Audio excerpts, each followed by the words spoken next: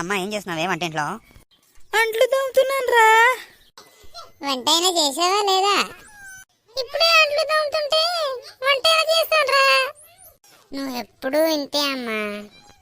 ఏం చేయాలరా మరి? ఇంట్లో పనులను నేనే చేయాలి కదా. నీతో బుర్ర పాడమ్మా. ఏమనంటే ఏదో ఒక సాకులు చెప్తావు. సాకులేంట్రా, ఉన్నాయే కదా చెప్తున్నాను. అబ్బా సరే గాని నాకేమైనా వండి పెడతావా పెట్టవా? సరేరా వండి పెడతా గానీ నువ్వు ఇలా నస పెడుతుంటే ఎలాగా? ముందు అంట్లు తోము నీవు. సరే అయితే తొందరగా అంట్లు తోమి నాకు వంట పెట్టివ్వు. అసలే ఇప్పుడు బాగా ఆకలిస్తుంది. అన్నం తినేసాక నేను క్రికెట్ ఆడడానికి పోవాలి మా ఫ్రెండ్స్తోని.